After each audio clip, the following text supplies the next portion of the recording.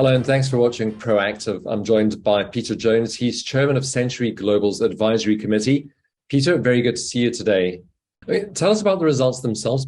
As I mentioned earlier, the production rate will be 2.5 million tons per year, and the average grade will be very close to 60% iron, with close to 62% mined in the first 5 years, and then a lower grade in the last approximately 18 months of the full 7-year production from the operation. The construction time is about 18 months. And when the plant comes on, we expect it to come on at full production because there is no major concentration plant to ramp up, etc. So once we complete construction, we expect that to come on at the full 2.5 million ton a year rate. Now, we determined in the recent feasibility study, and the results, of course, were published just a few days ago. And in Canada, we published results, and then within 45 days, we will provide the full feasibility study, which again will be published on CEDAR and on the company's website.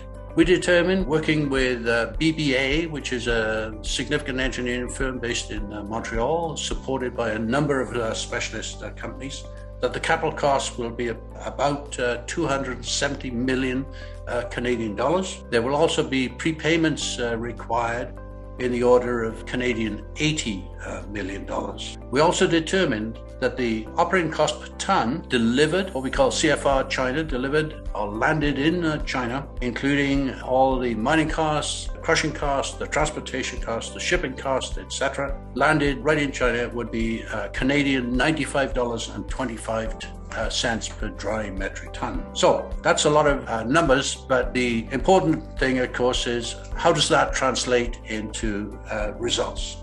So we used a price, a selling price, what we call a 3-year average look-back price. In other words, we averaged what was obtained over the last 3 years. And that so happens to be a similar price to the selling price year-to-date this year. And that price is US dollars, $124.95 per dry metric ton for 62% iron CFR China, with an exchange rate of 0.77 US dollars to Canadian dollars. What it gives us is an NPV8 after tax of some $184.6 million, an IRR of 20.01%, and a payback of 3.7 years. I think it's fair to say that the company is very happy with those results.